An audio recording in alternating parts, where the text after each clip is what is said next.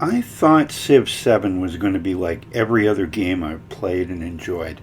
I would find a level that was easy for me and then play whenever I wanted to relax. It would be a cozy game for me, like all the other Civ games before it.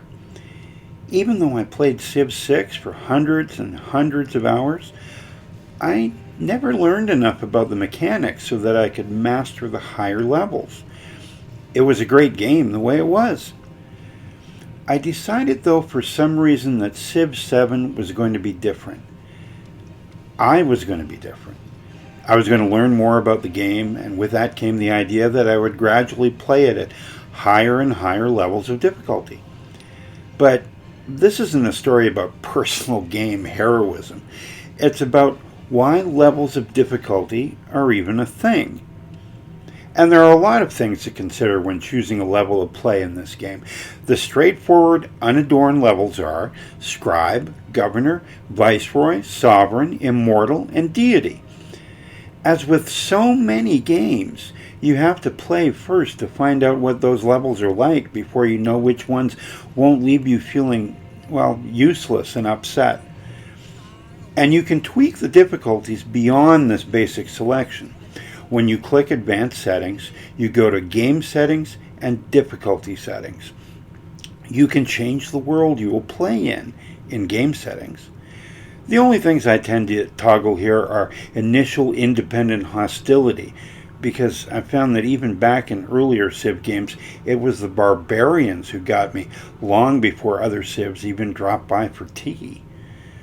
And I toggle Bypass Civ Unlocks just so I can try anything I'm interested in once I transition to the next stage. But just look at the options under Difficulty Settings. Combat strength of your opponents and of the AI Commander XP, unit production, building production, walls, gold, science, culture, happiness. You can turn any or all of these all the way down to Scribe level. If you need some military respite, make sure the AI is dumb enough to shoot its own infantry. Or make it so the science is just lying around on the ground everywhere in your empire. For the record, I leave all of this stuff usually as is. All these choices remind us that difficulty is a key concept in games. One part of me wants to ask, though, why play at a level where you might not get to do all the things you wanted to do in a game? A lot of us know the answer to this already, but I want to slow walk us through this. So just imagine the opposite of getting to do everything you wanted. A game that was only hard. Your opponents were ahead of you in every way, and they kept attacking unrelentingly. And there was only one difficulty setting. I remember feeling like this in video game arcades in the 80s. You played until you got better, or ran out of quarters, usually both. But I was never one of the players to register a top 10 score on any game. I moved on. And I always had pinball. Thank God for pinball. But if you're a game developer, you want to encourage people to play more. The players who give up are the ones who are less likely to buy more games. So we got levels of difficulty. Every game had an entry level for beginners and harder levels for those baptized by fire.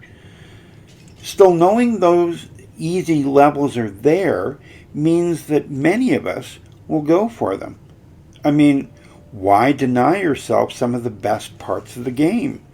At Scribe level, or even Governor, you can get as many wonders as you want without trying too hard. The reason is something we all know intuitively.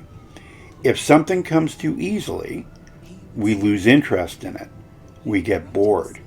We lose respect for it. That is our curse. Hedonic adaptation. Even those things that give us great pleasure eventually become boring for us.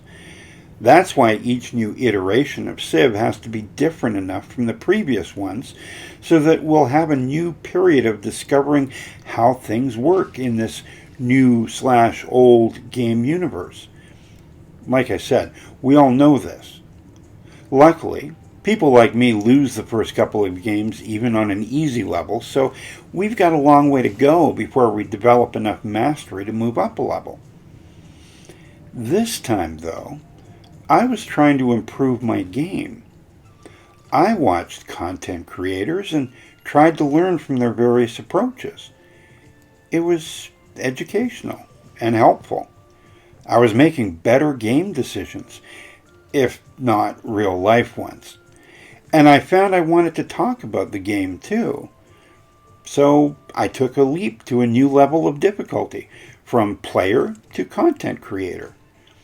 But as a content creator, I felt a certain responsibility to up my game. I mean, playing at deity level conveyed more confidence and a certain authority.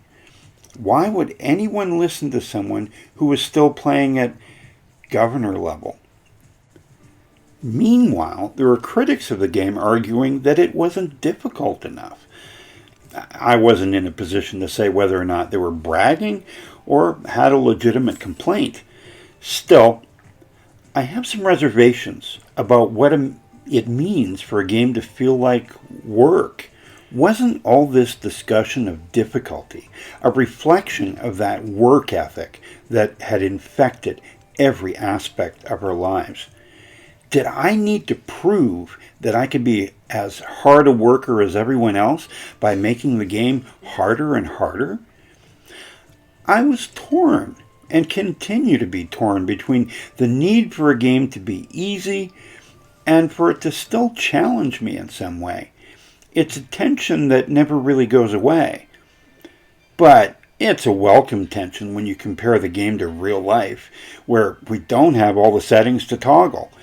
It would be great to scale back the bureaucracy slider or to boost the culture slider on a work day. Oh, sure, I can hear you saying, why waste time? Unlimited gold, wall-to-wall glittery goodness. But don't you think that would get boring after a while? Anyway, if you've liked what you've seen or you heard, this has been Civilized Raccoon. Please drop a like or a subscribe down below, and I'll see you next time.